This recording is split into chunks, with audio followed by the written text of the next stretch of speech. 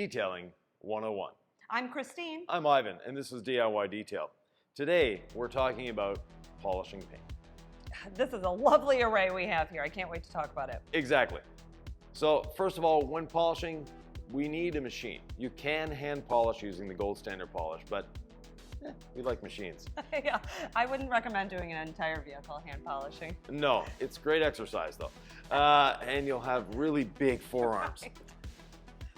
In the beginning, the least expensive machine you can get that will actually do a good job is the random orbital sander.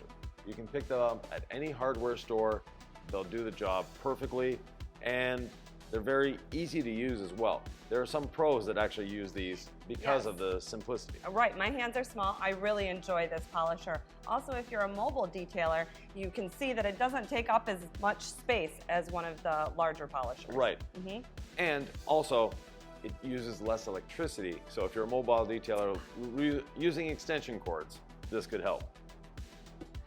Next up, we have the traditional corded machines. And we have one here. This one happens to be a rotary polisher. The cord, yes, can be awkward, gets in the way, but it makes for a much lighter machine. So there is that benefit. It is much lighter. And honestly, once you get used to working with a cord, it's like it's not there. Exactly. And the cord over the shoulder, always. You don't want the cord dragging on the car. Next up, battery-powered machines. We happen to have some Milwaukees here, but there are many different brands. They all work well.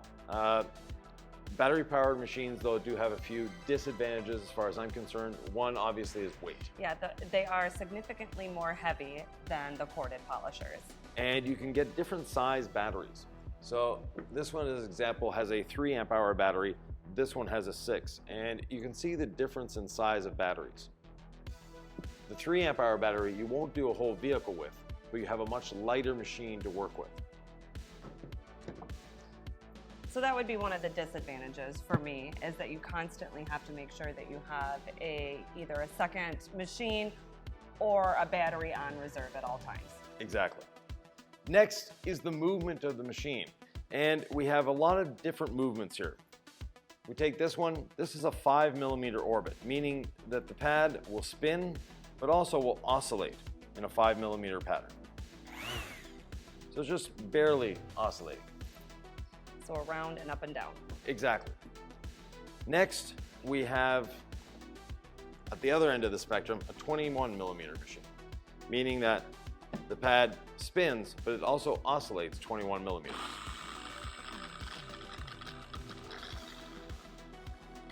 This is the most aggressive machine you can get. Then we have the rotary polisher. The rotary polisher just goes around in a circle. Yeah. Doesn't do anything else, just goes around in a circle. Simplicity at its best. Simplicity, they're quieter. Yes. And they produce a better finish. So the people saying that a rotary is going to damage the paint, it's going to tear it off as soon as it touches the car, they just don't know how to use it. They're a very simple machine to use. You just need to adapt a technique, and once you have that technique. There's a lot of other things on this table. And one of them is the temperature gauge is necessary when you're starting to polish. Once you get a technique down, you don't need it anymore. But it is a great educational tool. You never want to increase the temperature of the paint more than 30 degrees Fahrenheit. And this, I think, is much more important than a paint gauge. Right. The paint thickness gauge, again, it's a great sales tool if you're talking to a customer. But as you're working, the paint thickness gauge actually isn't that effective. If you're creating heat as you're polishing, what happens is the paint actually swells. So you can measure it, it's at 100 microns. You'll do a little bit of polishing, it'll be up to 102. You've polished and it's increased. Right. Let it cool down a couple hours and it's back down to 96. So that in that same place. So the paint thickness gauge as you're working is not necessarily a great tool. This though will give you a gauge of the actual temperature you're getting. Right, absolutely. And the less heat you create, the better it is. Next up, there's something on the table that shouldn't be on the table if you're using the gold standard polish, and that is masking tape. Oh, yes. I was wondering, honestly, we had this all set up and I was like, why is the masking tape on here? Right. So we have the masking tape. Yeah, a lot of people will spend a lot of time masking up all the moldings on the car and every little detail when it's not necessary. We actually want you to polish everything on the vehicle, including the moldings, using the gold standard polish. You're going to remove the oxidation from the moldings and get a better finish at the end. One of my absolute favorite characteristics of the gold standard is that you do not have to use a masking tape and waste hours masking and then detaping at the end. And also, when you use tape, if you're polishing close to the tape or even over the tape, you get adhesive that comes off. Then it gets on your pad. And it's never a good idea. Next, we also have extensions, and these are designed to be used with the rotary. So if there's areas that you can't get in, just 1 second here. If there's areas that you can't get in, you can add an extension to get the tool out of the way and just have the pad do the job. Again, a very simple feature that you will thank us for purchasing in the long run. Right, you can't do that with a dual action machine. Next, speaking of the rotary, we have different sizes of backing plates. A dual action machine or a random orbital machine typically has one size that fits it. This is a 21 millimeter machine. Technically, normally they come with a 6-inch plate. Some people will convert them to a 5-inch plate, assuming that they're getting better cut because they have a little more backing plate rotation. Unfortunately, that's not true. Isn't it the opposite? Right. You're adding more weight? Well, you're adding more weight, and by putting a 5 millimeter plate on it, you're losing a lot of surface area. That surface area that you're losing cut. The reason people want to put a 5 millimeter plate on is because they want to apply pressure to the machine. And pressure is never a good thing when you're polishing because it creates heat. We have the 6-inch backing plate on the 21 millimeter machines. Machines 15 millimeters and down typically will have a 5-inch backing plate. So this all the way down to the other ones will have the 5-inch backing plate. Machines out there like this, they have a 3-inch backing plate. This one has a 12 millimeter orbit. When you're talking about a rotary though, we have selection. So we have, you can get a 1-inch, a 2-inch, this is a 3-inch, we have a 5-inch, we have a 6-inch, you can get 7-inch, 8-inch, and 10-inch backing plates, depending on what size pad you're using. But typically in the detailing industry, we're using a 3, a 5, and a 6-inch pad. Those are the most common sizes. Speaking of pads, take it away. Oh, all right. The first one I want to talk about is the wool pad. This is a 5-inch, and you can see that we've put a foam interface in between the wool and the backing plate. That's to reduce heat and make sure that you're getting an even distribution of pressure. This is my favorite cutting pad. Yes.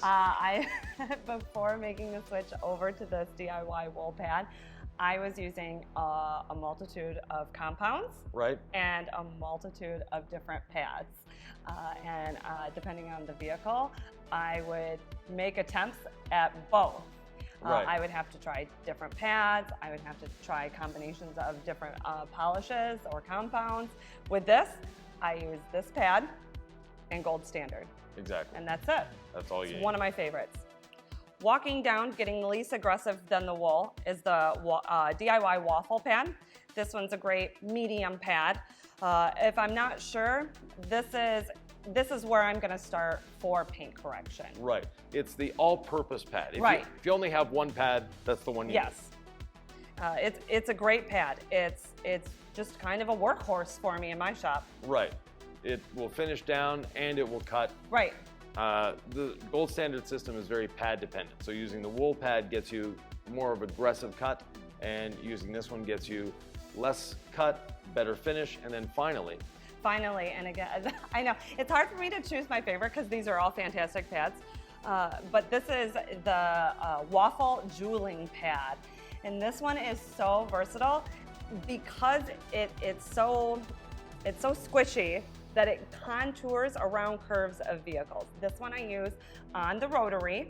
And I love that it gets in emblems, it goes around curves, and it just leaves an amazing finish on the vehicle. It is a finishing pad. So if you've known anything about polishing, you're thinking, wait, they're saying they're using it on a rotary and finishing. Yes, a rotary gives you a spectacular finish when you use it properly. It does. And again, I can't say enough about all three of these, and they make it very simple. So, cutting, your medium pad, it can cut, can finish, and then your finishing pad. Exactly.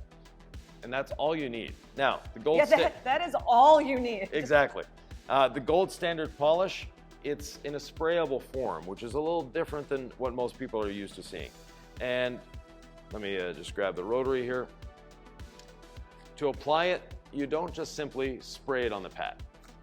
What we're doing is actually, with the pad in motion, one little spray. And now we have thousands of little drops everywhere over the pad. Yes. So traditionally, you would put compound or polish in dots. Here, Ivan's going to show you. All around your pad. Exactly. And you'll notice one thing.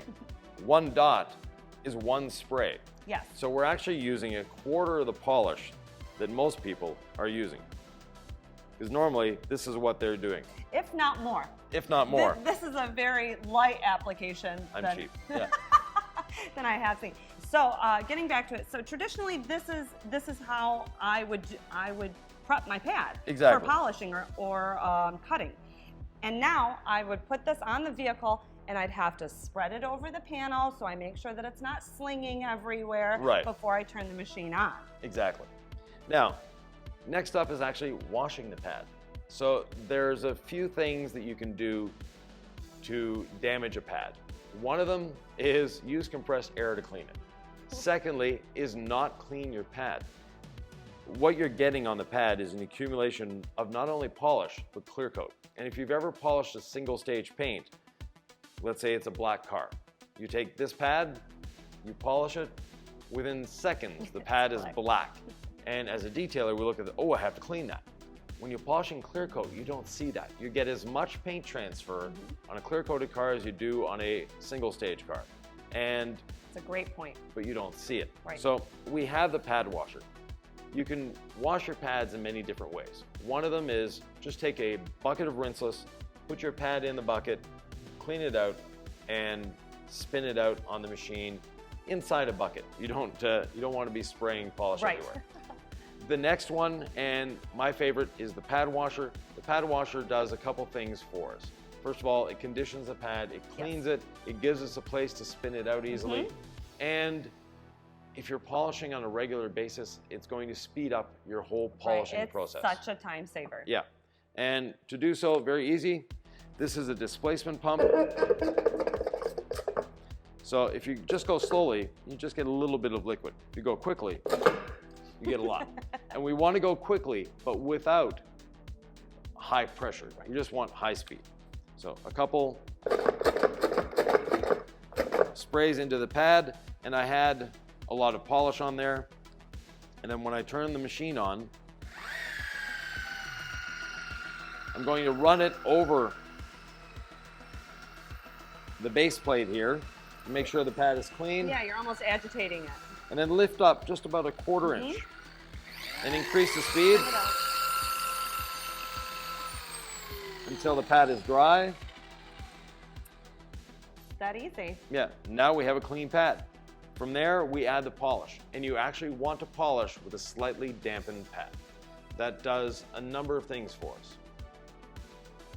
So the benefit of having a slightly dampened pad is that it's going to keep the temperature down while you're polishing. Right.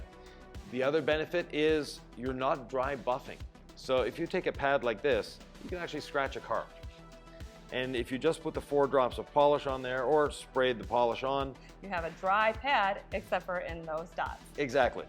Whereas with a damp pad, it's softer, first of all. Secondly, it will glide across the paint easier. And finally, you need less polish when you have a damp pad. You can actually polish the vehicle without any polish on it, just using a damp pad. Which is wild. Yeah. And the pad, there's only, when we take this off of here, this one's damp, this one's dry. there's less than 1 gram difference in weight. Yeah. Yeah, exactly. There's no difference. So it's not going to sling water everywhere. It's not going to throw water on you, and you're going to get a much better finish, better results, and faster cut using that. And you're going to prolong the life of your pad as well. Exactly. With a gold standard system, we designed it to work very simply, and that is, if you're using a rotary polisher, always on speed 1. Never go faster than speed 1. The lowest speed you can go, actually the better cut you will produce and the better finish. The reason for that is, if you're creating heat by going too fast, you're actually diminishing the cut. If you look at a polish under a microscope, it's abrasives in a liquid. Those abrasives, as they're going across the paint, if the paint is cold, it's shearing and cutting the paint, which is what we wanted to do. If your paint gets hot, and it's not really hot to the touch, but it's just enough, it is a plastic. The clear coat is a plastic. When you're doing that, that plastic softens slightly, and your abrasive, instead of going across and shearing, is now grabbing and rolling in that. So it's diminishing your cut, it'll feel gummy, the machine doesn't move right, and you're not getting the result you need or you want. With a dual action machine, you just want enough speed to maintain backing plate rotation, which is normally between 3,000 and 3,500 orbits per minute, or speed 3 on most machines that have 1 to 6. And that's all you need. You don't need a lot of speed. Speed actually is your enemy because it creates heat. Heat is going to diminish your cut. Right. And this was a big one for me to get used to. Right. As detailers, we want to do things as fast and as aggressive as humanly possible. So if you want to go quickly in your correction, very easy. Slow down. The slower you move, the faster you'll work. And the better the outcome. Exactly. If you have any questions, comments, thoughts, or ideas, leave them below, and we'll see you in the next Detailing 101.